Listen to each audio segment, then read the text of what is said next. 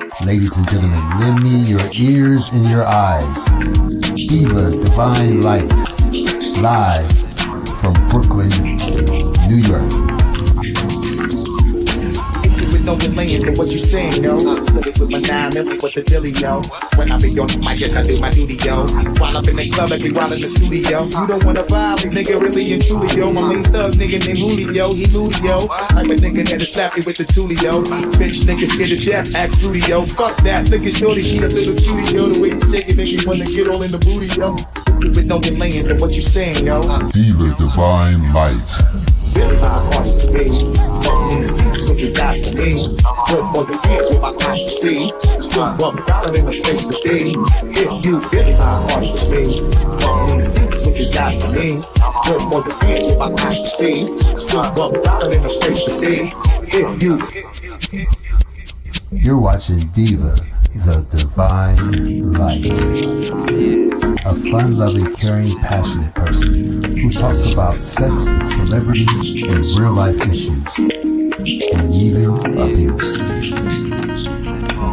So hit that like button and make sure you share the show. Really my heart to me. That's what you got for me. Put more than years with my eyes to see. Still $1 in the place to be. If you really my heart to me. That's what you got for me. Put more than years with my eyes to see. Still $1 in the place to be. If you really my heart to me. That's what you got for me. Put more than years with my eyes to see. Still $1 in the place to be. If you really my heart to me. That's what you got for me. Put more than years with my eyes to see. Still $1 in the place to be. If you. Here comes the pitch, and it comes in wide. On the combo.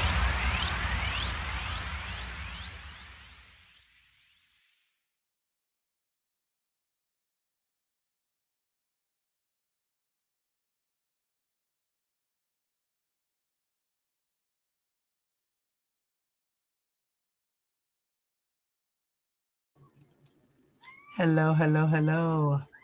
Microphone check. Good morning, everyone. What's up? What's up? What's happening? Let me know you guys can hear me loud and clear. Give me a thumbs up, please. Good morning to everyone who is in the building. Rocking with the truth. I am Queen Newton. What's up, mama? Shorty. Lovely's fair. Angelica. Hi, mama. Shorty. What's up, baby? Tiz. You already know. What's up, boo-boo? Hey, Aisha. Ty. Good morning. And Queen Diva. Welcome, welcome, welcome. Welcome. Putting all the eggs in one basket, never a good idea. You know, that's really a good one there. Because, wow. So from the hearing from today, which I'm going to, let me see. All right. So Miss Bonjean, in the hearing, she assumed that the hearing was for 9 a.m. Central Time. So she was late for the hearing. But that wasn't her fault. She assumed that it was 9 a.m. I did too, Central Time at first, but then somebody told me, no, it's 8 a.m. Central Time, so it would be 9 a.m. Eastern Time for me. So I'm glad I got that corrected because I didn't miss the hearing. So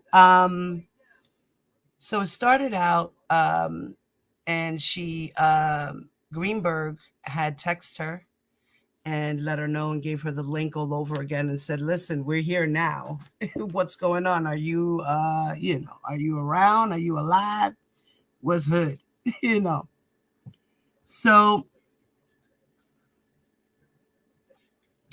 yeah. So,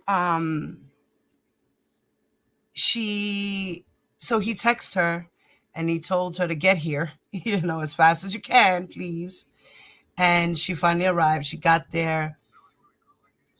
She announced herself. And then they started the proceeding.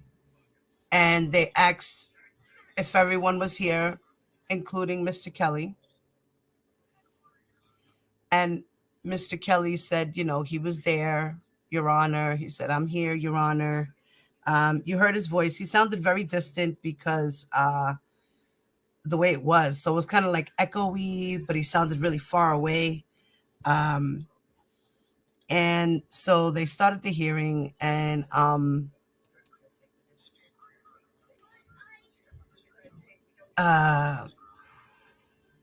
and then Mr. Greenberg, I tell you, he is too much with his comedy. He's always, I mean, I like the sense of humor. He always tries to come up with these lawyer jokes, and he's corny. He's a corny lawyer. So he said some little joke thing, whatever, like something about Groundhog's Day or some shit. I was like, okay, Greenberg, all right, Groundhog's Day, okay.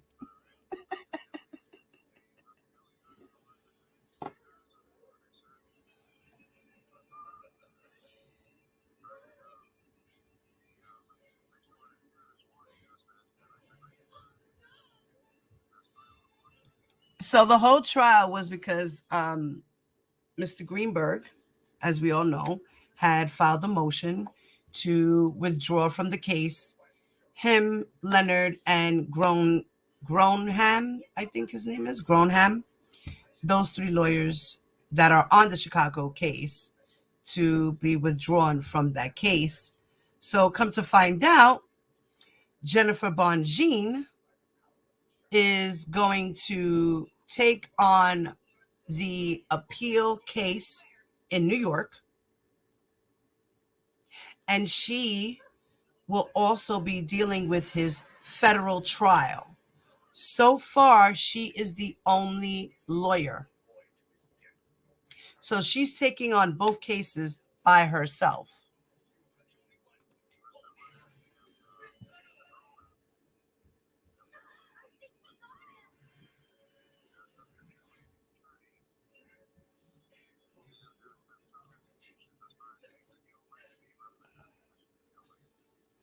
So Ms. Bonjean has said she will be representing him. She said that she did speak with him. She had a few conversations with him so far. So, so she also stated that R. Kelly had requested that she take over as his lawyer altogether for his cases. So, I mean, I actually think that that would be better for him because money wise, financially, to just have the one lawyer deal with both cases. Um, of course, I think maybe she should take on at least another lawyer. Um, that's just my opinion. I think it would help her out. And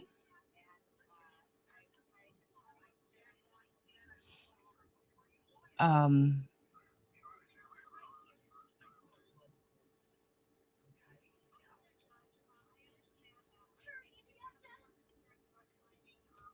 she said she had some concerns about timing. And that's because, the whole sentencing that's going to be coming up in May, and of course, we all know that his trial is in August for Chicago. So she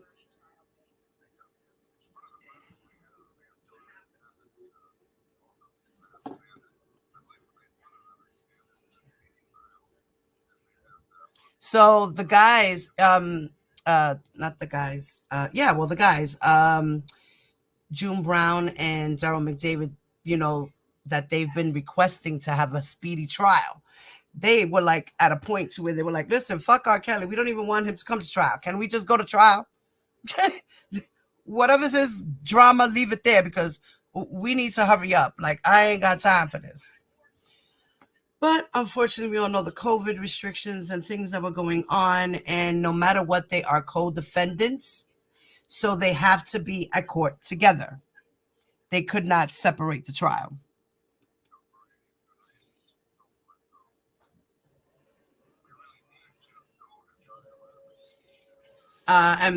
Judge Lennon Wember was like, we need to hurry up with the case and get this over with.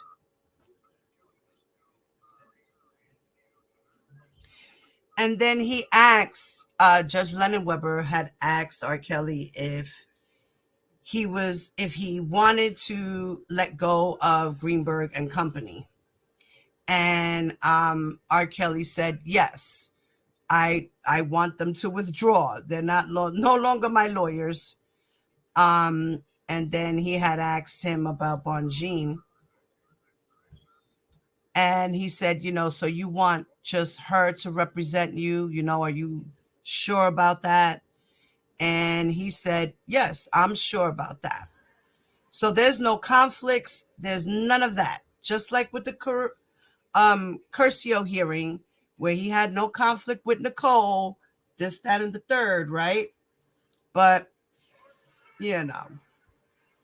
so he agreed to the terms. He seems satisfied. Yeah. So he's going to have Ms. bonjean represent him in the Eastern District of New York for the appeal.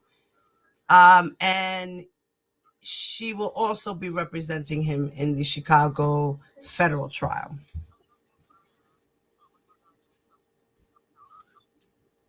So the government had no issues with the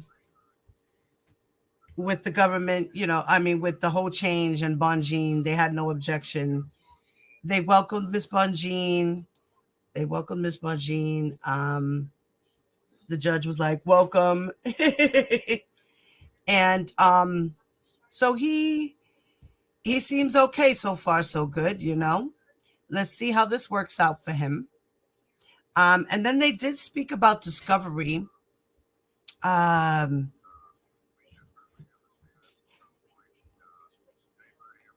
They had issues with the calendar dates as well, trying to establish for another hearing. So they set up a hearing in March. They don't have a date as of yet, but they did set it for some time in March, like this. Oh no, they said like the 15th of March or something like that.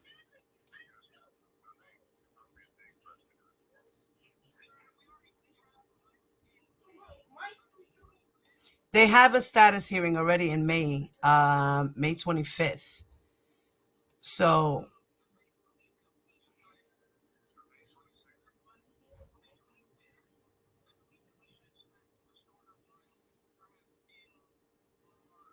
yeah, so because they have a longer status hearing in May, but the other hearing that they're talking about now for this, just a status to see where they are, it will happen in March. Well, one had said in April. The government said April.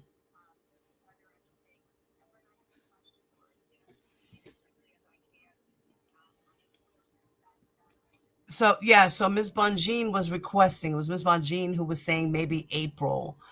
And she said that she needs to catch up on the case. She's new to this case. She's been familiarizing herself with the New York case. So now she says that she needs to get up to date with this. She said there might be some overlapping and stuff, but she has good communication with R. Kelly. And she said that she, more or less, she feels like she won't need enough time, because from now until August would be enough time for her to catch up with the case. So, the August trial should continue. She feels like she might not have to push back a date or anything like that. She feels confident that she'll be caught up and the trial will go on. So that's good. At least she works faster than Greenberg.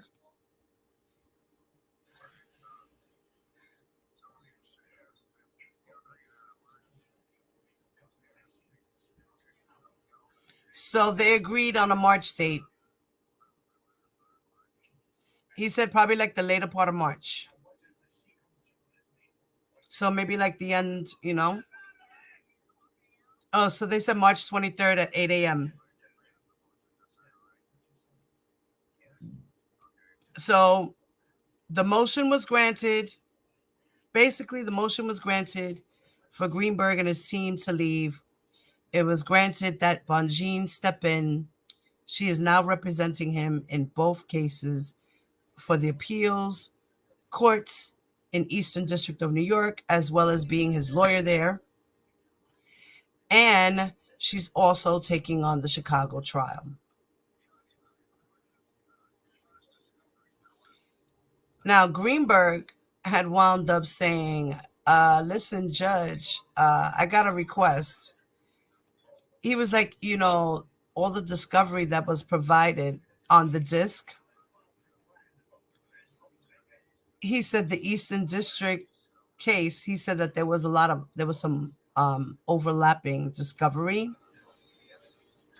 He's suggesting that Ms. Bonjean gets everything from the government and that they provide her a copy with all the discovery up to date. He said instead of relying on us to do it.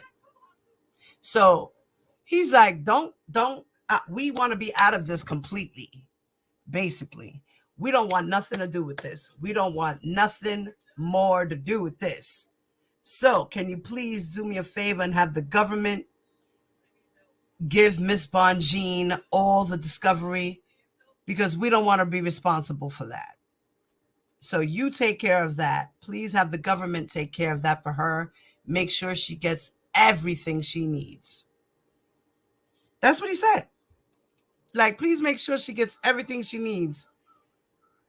And then the judge said, you know what? That sounds like a good idea, because we know that you are not reliable. So, okay.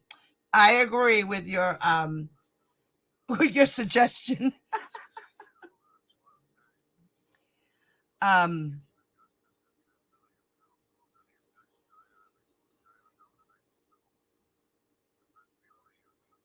He had said something about excluding time. I don't know. I didn't understand what that meant.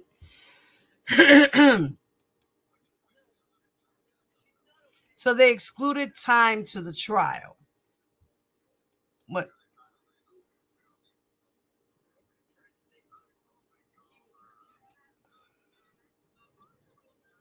So everything is good.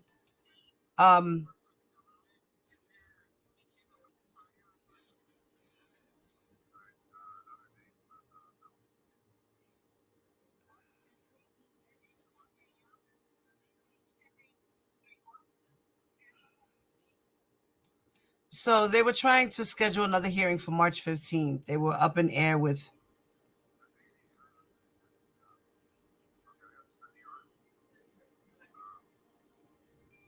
they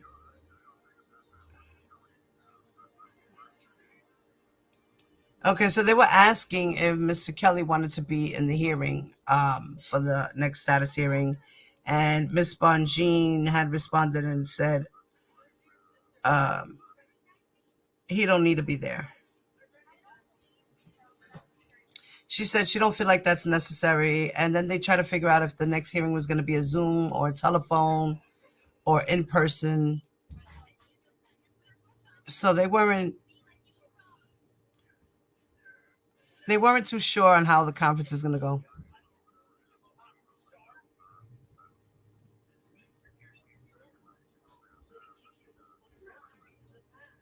So I believe they're going to do a telephone conference next too. She said it would be easier for her to do telephone hearing. So that's what's going to happen. So we should be seeing an order for the next hearing come out soon, probably by the end of the day or something like that.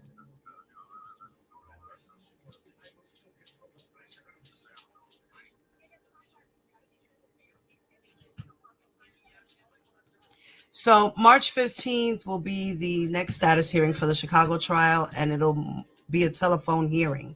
So we will be able to listen in on that as well.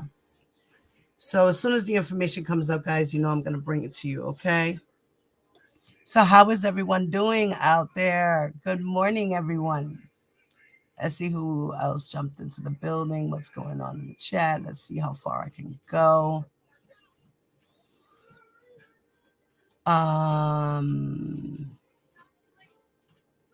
Hey, Mom Life. Good morning. Truth Strong Warrior. What's up, Mama? Good morning. Queen Ziva said, I told them I didn't feel good at all about that move. I hope she plans to add more people. Yeah, I think she might. She might because you have to think it's about the financial situation as well. He's got money, but he ain't got money like that. Not coming in fast enough. You know, he gets royalties 3 times in the year. So he gets a part check, and a part check. Or 4 times, something like that. I don't remember what it is. 3 or 4 times in the year, he gets checks. West Coast, good morning. Mom Life, good morning.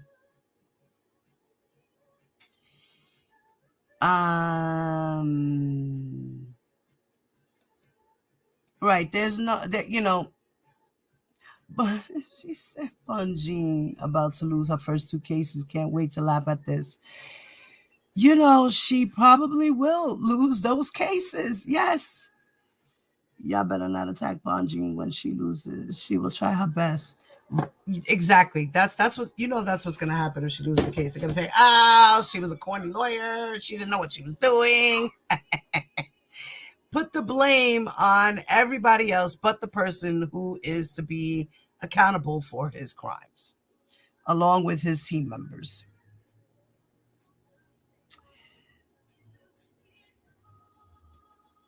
Right. The judge said he's not extending the trial again. Right, he's not.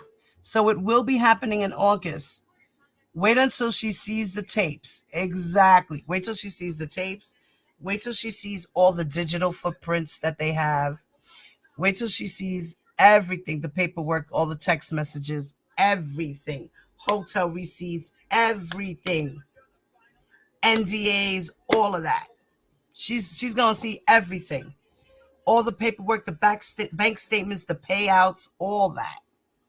She wait till she sees Rashonda's testimony. Huh? Granny, good morning, baby.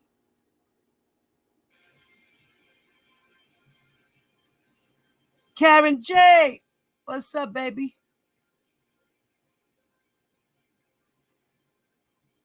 Yeah, it makes sense for her to be on both. I agree, Karen, because, you know, she'll get familiar with both cases, because both cases, the preponderance of evidence that they have is being used for both cases.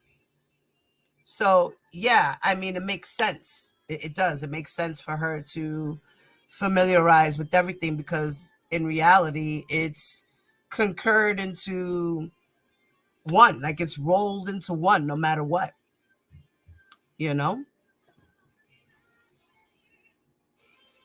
And good morning, everyone, once again. Mountain of Inspiration, good morning, sir. How are you? And you have a wonderful day, sir. Please make sure you go follow Mountain of Inspiration. He's got a great little channel over there. He gives great inspiration for the day.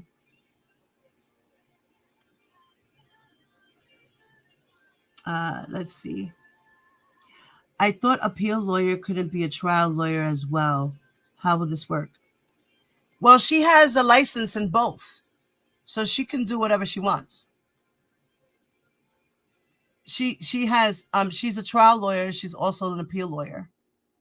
Yes, she has both belts. Hey, Ruby, what's up, Mama? Good morning, good afternoon, actually, for you, I think. Or, yeah, good evening for you, I believe it is, right? Or the afternoon. Good afternoon or good evening, Mommy. Okay. I came out just for you, Ruby, just for you.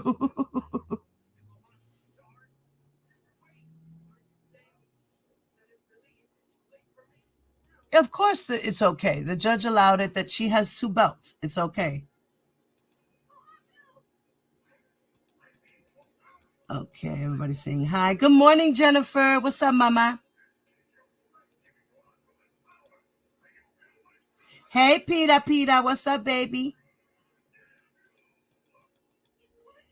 Greenberg said, give her everything so she can see how guilty of Carly R. Kelly is.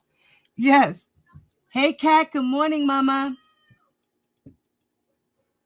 What's up, honey? Good morning, baby. Why does she take... She took the case because it's the right thing to do. You know what I mean? Like, it only makes sense for him to have the one lawyer deal with everything so that there's no conflict of anything. You know?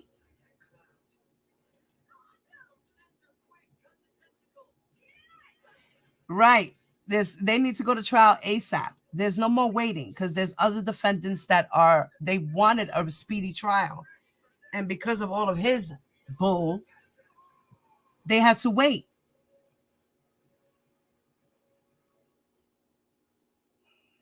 Okay, he's lazy. That's why, Truth Strong.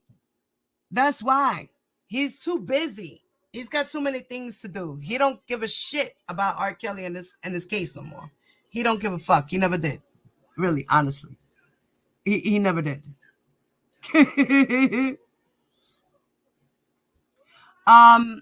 Well, mommy, this motion that they're gonna put out, it won't be sealed because it's just a order for a status hearing. So that's all it is. So that it shouldn't be sealed. Yes, the judges, he's ready to get this over with. Oh no, Missy, I love you. Prayers up for Missy, guys. Let's show Missy some love. Put some hearts and some prayers up in the chat for her sister. Missy, we love you, baby. I hope everything is well, mama. Wow. Sending prayers and love to you, Missy.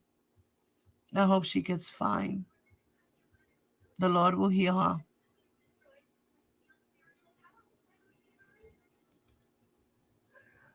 Yeah, she's not familiar with the case yet. She's going to get familiar with it now. So from now until August, she will be catching up. Oh, mommy, I'm sorry, Granny, about your grandson, mama. My niece got sick too. She got COVID. She had COVID, but it didn't really affect her like that. She just had fever, a little sniffles, and some body aches. She didn't really get that sick or nothing. Please, everybody, wear your mask. Take care of yourself, whether you're vaccinated or not. Make sure you still use those hand sanitizers.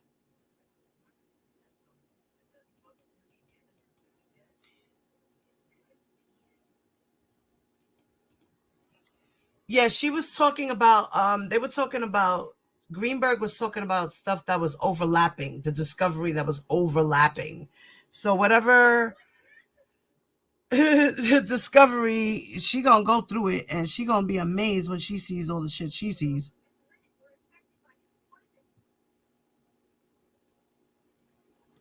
Right, they're very confident of winning this case. Nobody can save him. Right, less than 6 months, she's going to catch up. Let's see. Like I said, I think she should get another lawyer, you know, because she's got to spread herself between both cases. You know, both of them are going to be going on at the same time, more or less, you know. The sentencing is in May, and then she's going to go for the appeal. So she's going to be back and forth with the Second Circuit Court with the appeal. She's going to be going back and forth with that. You know what I mean? Or I think it's, you get one turn. I forgot how it is exactly, but I believe it's, you get one chance to plead the case to the appeal court. and then they make a decision. So I think it's only like one hearing.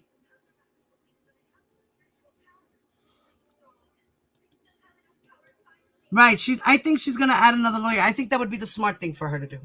Like, I would not want to be overwhelmed with all this stuff if I was a lawyer and dealing with all the preponderance of evidence and all the motions and things that were filed and have to, basically skim through everything, but right now she ain't got time to skim through. She has to go through everything. You know what I mean? So that she can catch whatever she got to catch, that she can try to plead and appeal to the court. So, yeah. Well, good luck, R. Kelly. Good luck, because you're going to need it, brother. Yeah. He needs to pray harder if he wants to get out. He needs to apologize is what he needs to do. He needs to come clean, and I think he really needs to just come clean and say, listen, I fucked up. I've been an asshole half my life, most of my life, and yeah, people decided to just take me down because they got tired of me, but if he's a narcissist, as we all think he is, because he don't think he is, but he don't even know he is, maybe, he would become human and think and have some type of remorse and apologize to these women and boys who he abused, his employees who he took advantage of. It's time for a new day for him. And he's going to wind up spending life in jail. I mean, basically, even if he does 30 years, that's still life. You know what I mean? In a sense, he'll be in his 80s by the time he gets out. And say if he has 25 years here and 25 years there, that's 50 years. He's 55 years old. He's going to come out when he's 100? No. He's going to pass in jail. You know what I mean? So, that's the end of R. Kelly.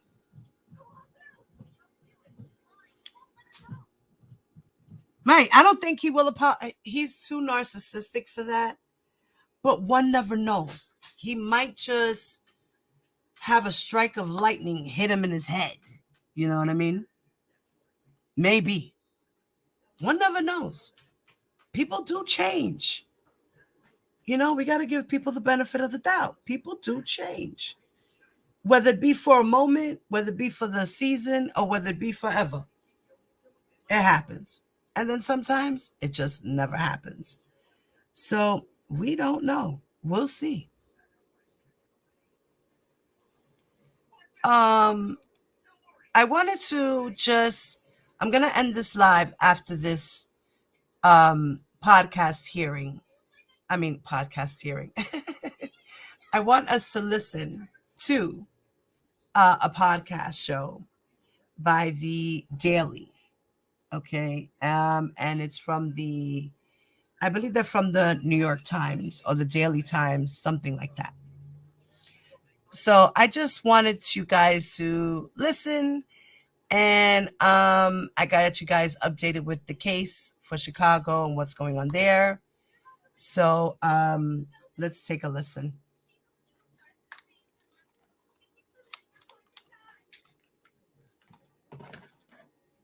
All right. Yes, we're here. Okay, good. So, John, why did you call this prosecutor, Kim Fox? So R. Kelly is one of these entertainers who has had these allegations of sexual misconduct swirling around him for a long time. But he's always seemed to be able to elude the most serious consequences. John Elligo is a national correspondent for the Times. But we're in a moment where the tide seems to be turning against him. And I wanted to talk to the person who has the most power to do something about it. So tell me about growing up and then kind of just what life was like for you growing up in the city. Yeah, sure. So I born and raised here in the city. My mom. I found out that in a way, Kim Fox is actually of a background and of a pedigree that would make her the perfect person that you would expect to look into this R. Kelly situation. What do you mean? Who is she? So she's a born and bred Chicagoan, just like R. Kelly. She's Black. She grew up on the North Side with her mother. We lived in Cabrini through the 70s until the early 80s, They lived in the notorious Cabrini Green housing project. and then moved about a mile north to a more affluent neighborhood called Old Town, Lincoln Park, so that my brother and I could go to the grammar school that was in the neighborhood. She bounced around different houses. We moved annually. We were either on Section 8 or some other type of government assistance. It was just her and her mom. My mother worked the entire time, but it was certainly not enough for us to live. Her mom worked a lot. She waited tables, she bartended. She was always working two jobs at a time. And so other family members would take care of her. And it was older had to watch the younger one. So they're talking about Kim Fox. So the voice that you hear of the female speaking is Kim Fox. And do you guys hear it loud and clear? Is it echoing or anything like that? Let me know.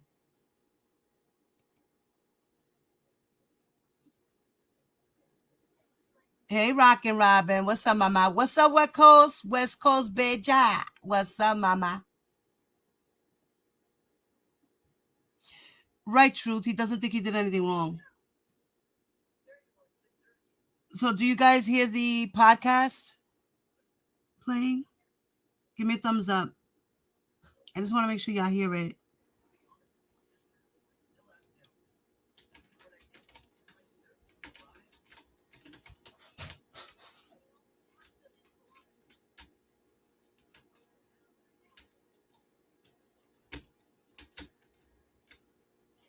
Okay, guys, do you hear the podcast playing? Give me a thumbs up.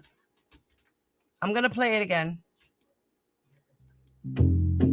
So I had a cousin who was responsible for watching me sometimes at his house, sometimes at my... She explained to me that when she was Okay. a child, she actually had a cousin who she spent a lot of time with. And he would touch me. And it actually turned out that cousin would sexually assault her. And this was for a couple of years. And the cousin essentially told her, Don't tell anybody. don't tell anyone. This is just between you and I. If you tell someone, you're going to be in trouble. If you tell Granny, my grandmother, who was the most important person in my life at that time, Granny would be disappointed. Or that he would hurt Granny. Like, if you tell this, I'm going to hurt her. And then, just a year later, when she was in second grade, she was assaulted again. On my way home from school, there was a house on the corner, an old Victorian. And as I was turning in front of this old house, two older boys grabbed me and said, "Hey, come with us. We want to show you something." And me saying, "Listen, I got to get home." I'm in second grade at this point. I think these boys maybe are 8th graders, maybe a little older. Everyone seems old. And they said, "No, you're going with us." And took me into this house upstairs, in a window facing where I could still see the school. She recalled looking out the window, and essentially the boys were taking turns assaulting her.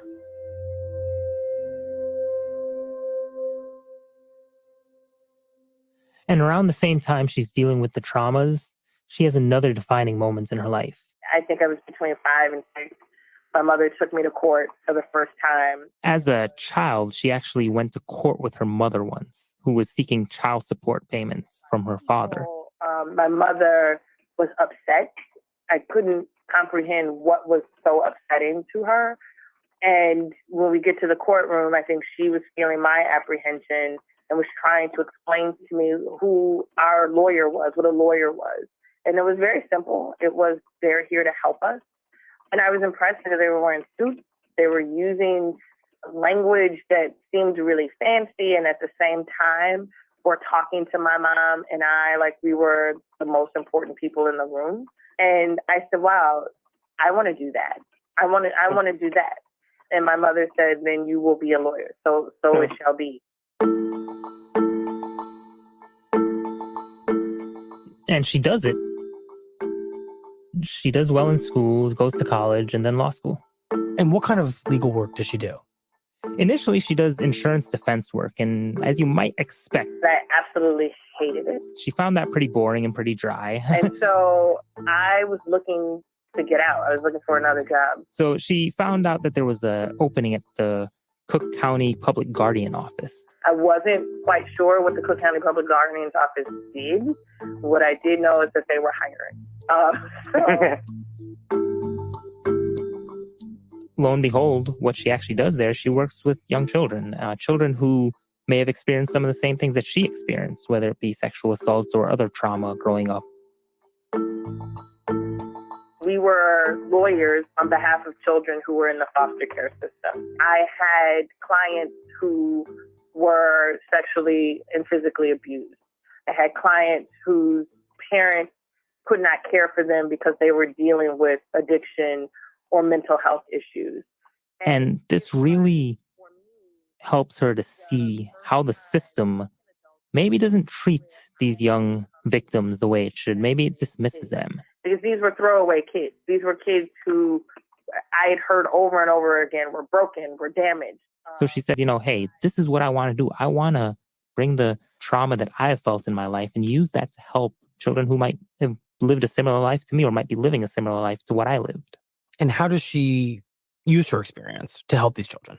She becomes the sex crimes prosecutor. So now she's essentially going after some of the people accused of sexually assaulting women and boys and men. And she's actually working with some of these victims, people whose experiences, whose stories looked a lot like hers. And then in the early 2000s, a case comes into the very same office where Kim Foxx is working, and it kind of rocks Chicago because it charges one of Chicago's most beloved Black celebrities. Sex, lies, and videotape. R&B superstar R. Kelly videotaping himself having sex with an underage girl. A sex tape emerges. There's a tape of him urinating and having sex with a young girl. Everyone sees it. It's a graphic and gruesome tape, and apparently it ends with him urinating on the girl after having sex. It's a tragedy. He's one of our greatest, artists of our time, I think. Definitely. And definitely somebody who we looked up to when we was in high school. So I just hope it's not true.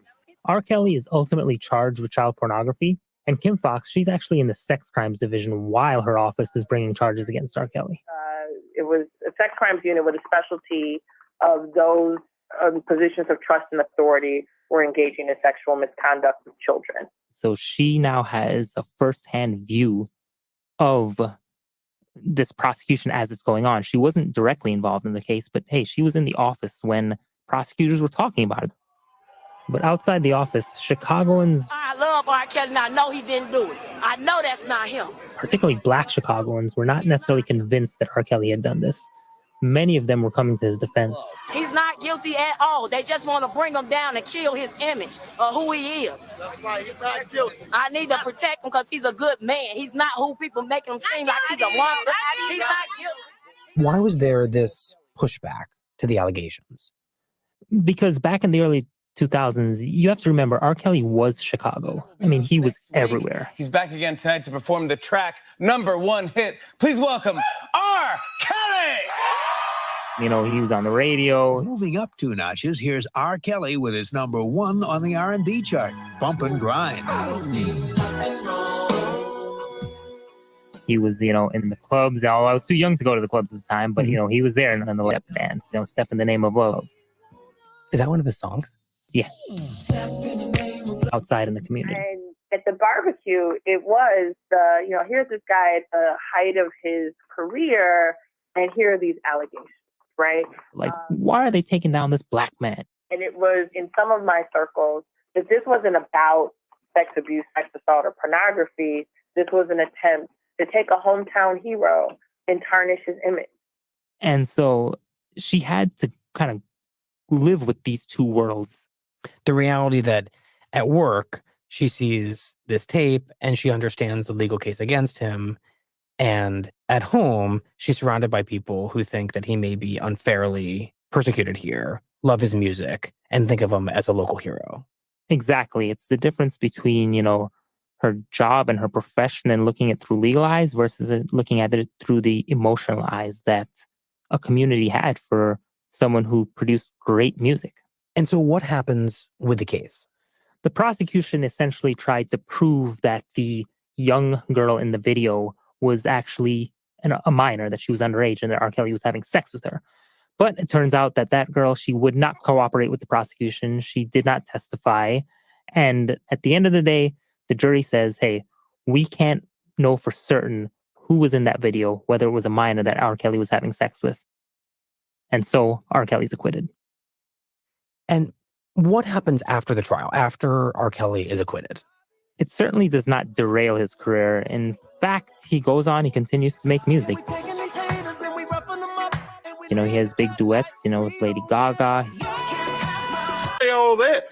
You know, with these tapes, they can do a lot of things. For all I know, that piss was digital. They get crazy with special effects. But then in 2017, a damning story comes out in BuzzFeed. We were horrified at a BuzzFeed report detailing allegations that R. Kelly was holding women against their will in what parents of one of the women described as a cult. It basically accuses R. Kelly of running a sexual cabal. And this is happening right before the Me Too movement starts to take shape. It's about damn time. We needed to stop rewarding bad behavior a long time ago. And when it takes off, people really seize on the story. And so you have hashtags saying to mute R. Kelly, hashtags talking about time's up. And so now you finally have this kind of tide that seems to be turning against R. Kelly in a way. This public opinion, maybe always festering a little bit beneath the surface, really starts to rise. And then there's a difference between R. Kelly and Robert.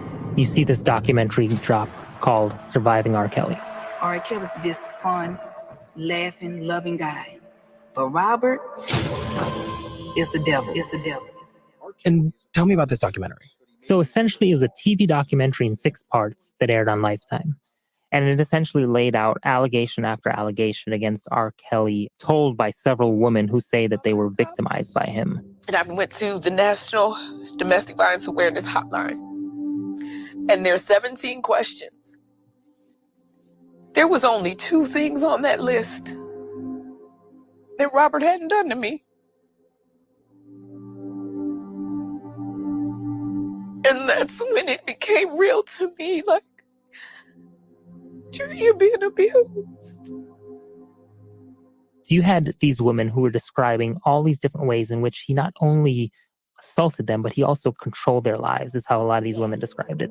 I can control what you do, who you do it with, how long you do it, where you're going, what you wear, when you eat, when you sleep. And how he would basically use fear and intimidation to control them. My parents were trying to get a hold of me and they couldn't. I did not know that my cell phone number was being changed. Controlling, their access to using their cell phones. They said that he made them call him daddy. It was instructed to call him daddy during sex, but it went from that to pretty much all the time he'd be daddy. And I heard a lot about Rob going to Kenwood High School to hang out. And I always wondered, what the heck is he doing hanging around the high school? And one thing that was so remarkable about it, it was not just the women speaking, but it was also, handlers, bodyguards, and a lot of other people who were part of his life at the time who were laying out some of these very damning allegations. Now, it's important to say that R. Kelly has vehemently denied doing any of that to these women. His lawyers come out forcefully denying the allegations and saying basically that all the women are not telling the truth. And what's the reaction to the documentary? Singer R. Kelly might finally have to face the music. Yes, give it up, guys. The reaction was massive. The fallout for singer R. Kelly appears to be expanding. His record label, RCA, owned by Sony, has dropped him. Lady Gaga is apologizing to fans for her duet with R. Kelly. You had people talking about it all over social media. R. Kelly is not us. So, on behalf of Black men, #mute R. Kelly. You had all sorts of news outlets writing about it. I know you wrote this op-ed for CNN.com titled The Message of Surviving R. Kelly. First and foremost, what is the message? It was really a part of the daily discussion, really, especially among Black communities. A lot of people watching the doc were really wondering where the coverage was when it was happening. You had a lot of people saying, why didn't we really see this before in a way? Obviously there'd always been these allegations against him, but somehow they were just kind of dismissed. Because we didn't do nothing about it the last time. Yeah. We didn't react about it the last time. We didn't say anything. We didn't defend. We didn't protect. We didn't praise. We didn't promote. Everything was, well, you know, step in the name of love is good. Or There was even some Black women I talked to in Chicago who said that, you know, whether you're a Black person who falls on the side of saying, hey, I'm still going to listen to his music, or you're someone who's not, they were all united in saying that they felt that they failed their girls. Meanwhile, Kim Foxx, she's actually now become the state's attorney, meaning the top prosecutor in Chicago. And after this documentary drops, people are calling her office. They're asking, what are you going to do about this? What are you going to do? How do you see this and not do anything? Right? Like, you watch this documentary, like, now do something. People assume that you can watch something on television and then the criminal justice system will then act. And she wanted to explain to people that that's not exactly how it works. I think part of this was explaining that in order for the criminal justice system to be involved, it requires victims and witnesses. I just can't watch something and say, I now believe that, and then that person is good. That is not American jurisprudence at all. And so she decides to do this really unusual thing. Thank you all for gathering. She holds a press conference. The recent allegations against entertainer R. Kelly and the recent Lifetime documentary series are deeply, deeply disturbing. I'm here today to encourage victims of sexual assault or domestic violence related to these allegations to please get in touch with our office. Asking for any woman or anyone else who may have information on the sexual assault allegations against R. Kelly to basically come forward and tell their stories. Please come forward. There's nothing that can be done to investigate these allegations without the cooperation of both victims and witnesses.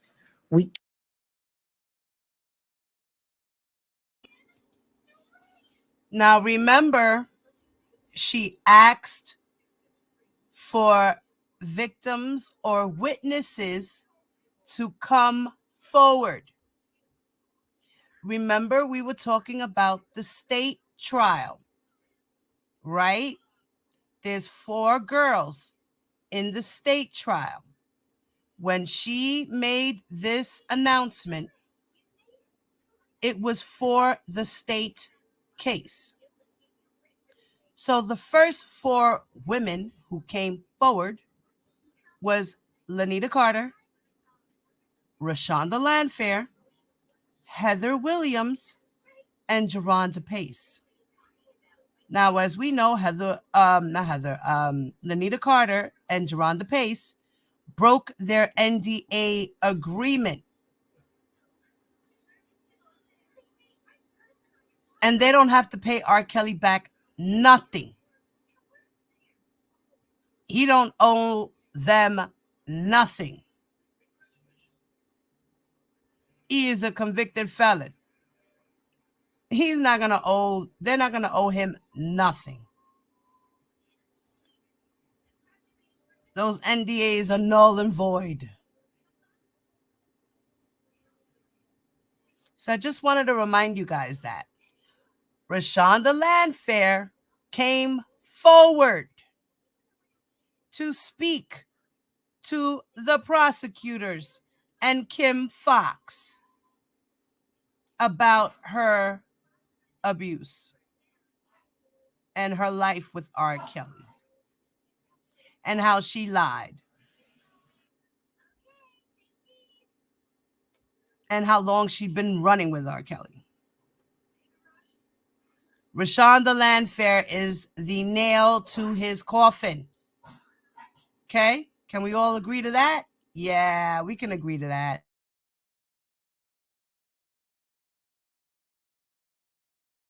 Victims of sexual assault or domestic violence related to these allegations to please get in touch with our office. Asking for any woman or anyone else who may have information on the sexual assault allegations against R. Kelly to basically come forward and tell their stories. Please come forward. There's nothing that can be done to investigate these allegations without the cooperation of both victims and witnesses. We cannot seek justice without you. So essentially, you had a prosecutor asking the public to come forward if they had accusations of sexual assault against a man who was not under indictment or under any charges in her office at the I time. shouldn't stress that it takes the courage to relive and repeatedly re-experience trauma by telling your story of sexual victimization. But we rely heavily on victim accounts and witness statements to prosecute cases involving sexual assault and domestic violence. And why is that unusual?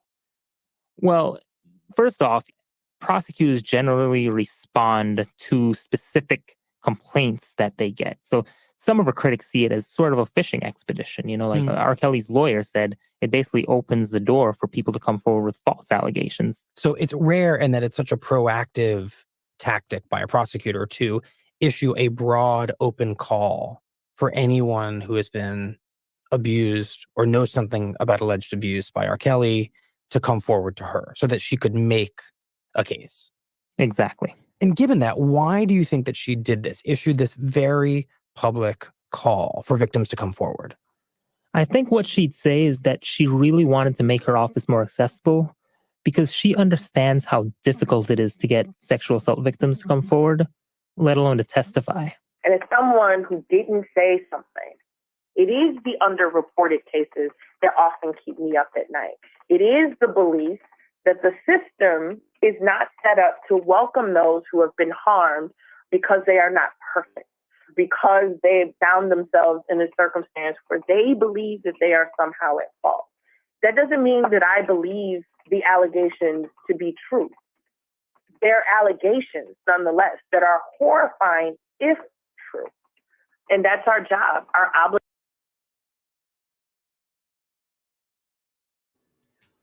Now, you heard what she said? Kim Fox said, these are just allegations. We need people to come forward to deem them true. And that's exactly what's happening today. And what she did was not illegal. That is her job as a prosecutor, to protect the community. If she hears of anything that's going on in her community that deals with any type of crimes, her as a state's attorney has every right to go and get an investigation done. She can go to the public. She can go to anyone. That's her job as the state's attorney.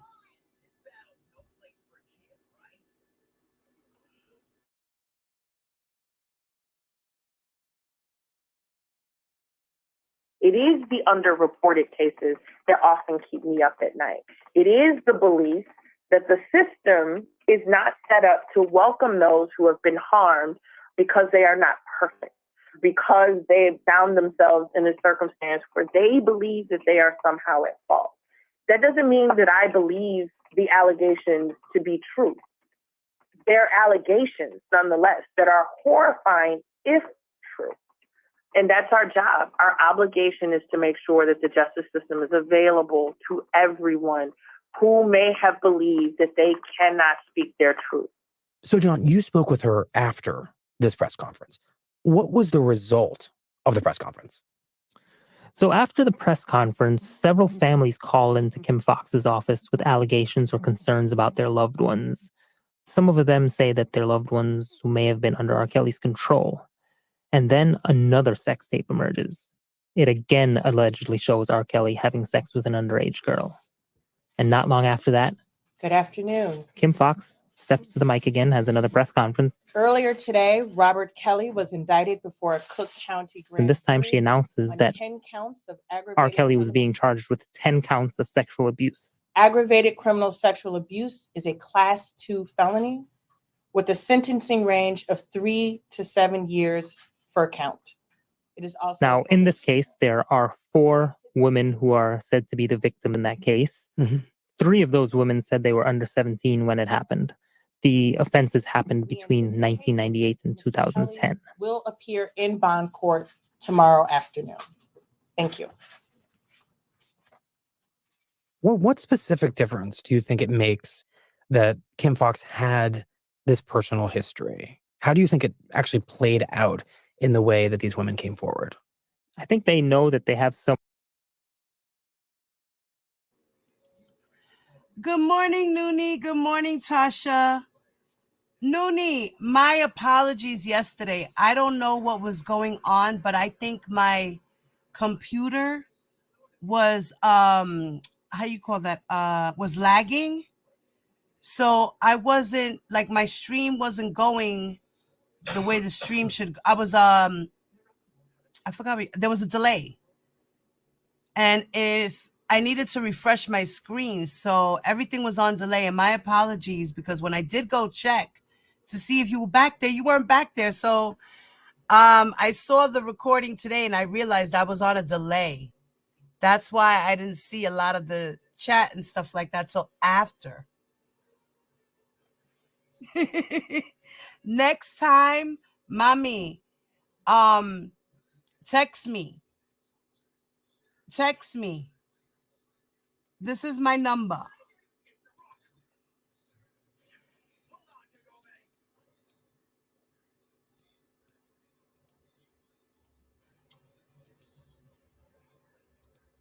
This is my number.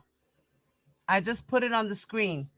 Write it down, take it, so that the next time I'm on the live or whatever, you could call me, or well, rather call me. I'd rather you call me. And I'll pick it up and we could do it that way, and there won't be any confusion. I can send you the link direct and all that good stuff. All right, Mama? I apologize for that. That was a hot mess. But if you want, later on, I'm going to come back and we're going to do the part 2. So if you want, Noonie, do you have Facebook? If you have Facebook, Noonie, you can look for me. You can look me up on Facebook.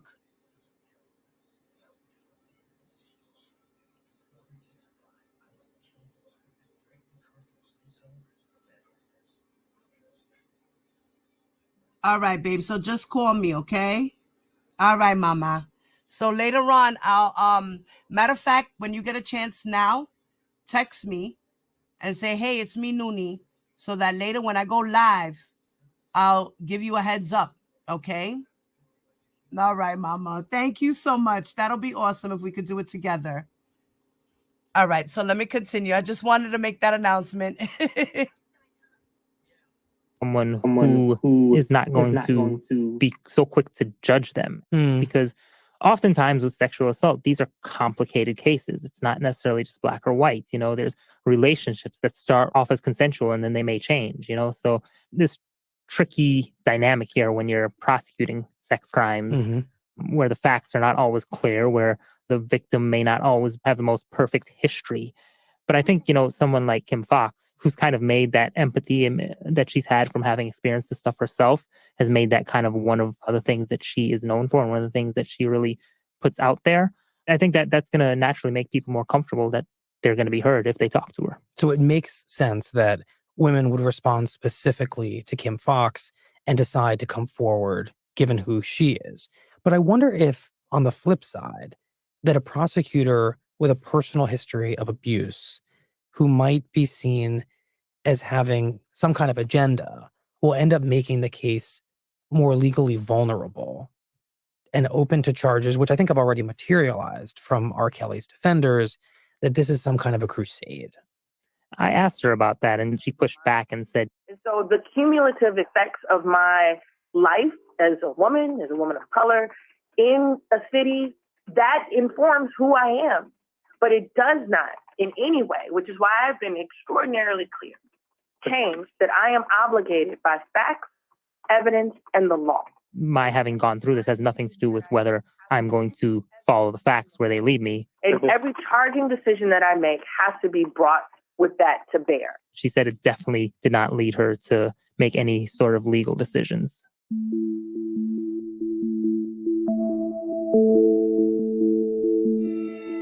So, John, what is going to happen now to R. Kelly? He's got these very serious charges over his head. He's got a prosecutor who believes strongly in them and who will be pursuing them vigorously. But he's also himself been maintaining his defense. So it seems we have two sides headed for a clash. And what that means is this is very likely headed toward another trial. But this time, it's going to be Kim Fox on the other side.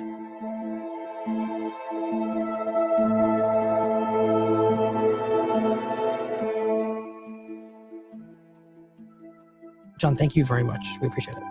Thank you. And Aaron Dessner, members of the band.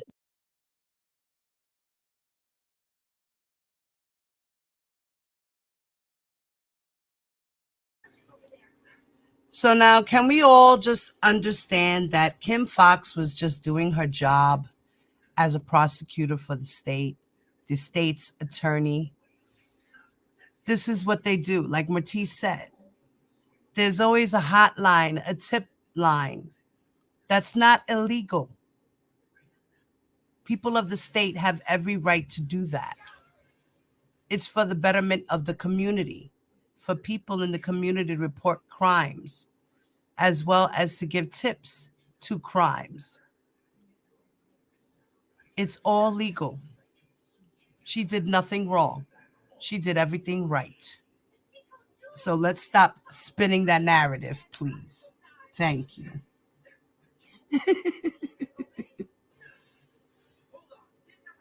You know? And like Matisse said, good morning, Matisse. Hi, Mama. Kelly fanatics just grasping at straws. This is true. Yes, girl, we get it over here. Yes, we do. Yes, we do. So, guys, I just wanted to give you a short little live, update you on the hearing. As I said, March 15th is the next status hearing, and that's for the Chicago federal case. And as we know, R. Kelly's sentencing is in May, and that's for the Eastern District of New York. And his trial for the Northern District of Illinois is in August.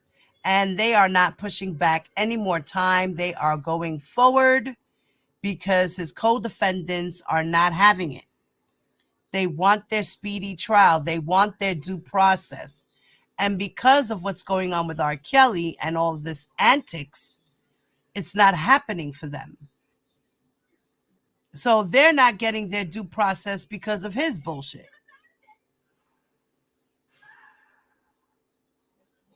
So, guys, I'm going to leave it here. And later on, I will set up a live so we can continue part 2 of the John Doe transcript.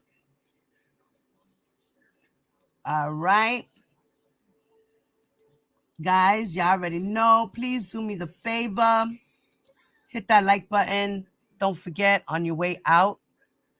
And if you're not subscribed to my channel, please subscribe to the channel. Thank you. Hit the notification bell.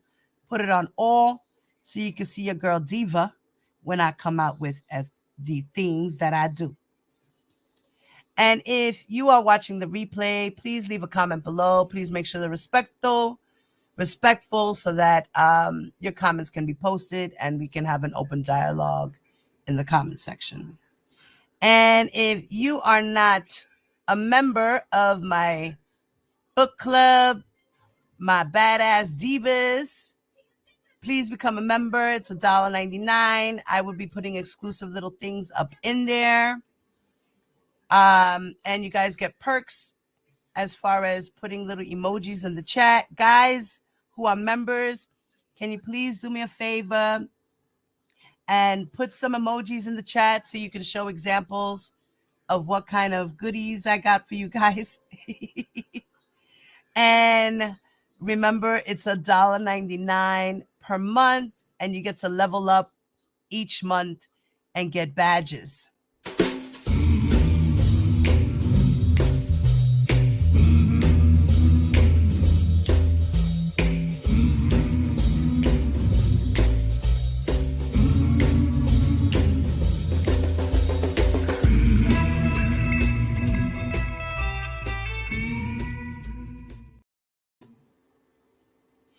And guys, I am out. This is your girl, Diva Divine.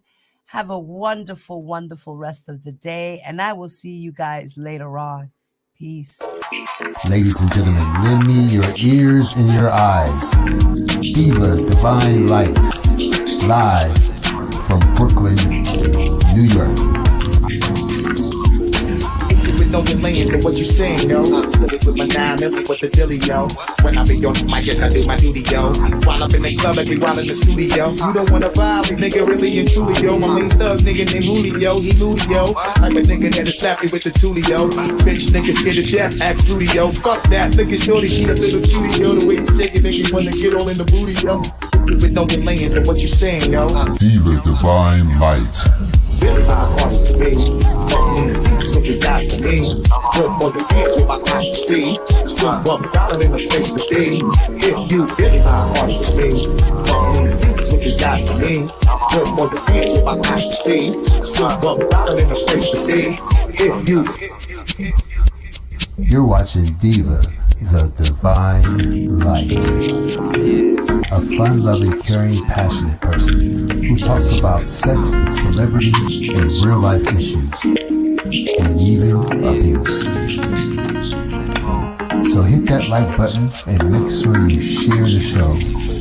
Really hard hearted to me. Fucking see what you got for me. Put more than kids with my eyes to see. Still $1 in the place to be. If you really hard hearted to me. Fucking see what you got for me. Put more than kids with my eyes to see. Still $1 in the place to be. If you really hard hearted to me. Fucking see what you got for me. Put more than kids with my eyes to see. Still $1 in the place to be. If you really hard hearted to me. Fucking see what you got for me. Put more than kids with my eyes to see. Still $1 in the place to be. If you. Here comes the pitch, and it comes in wide. Oh, the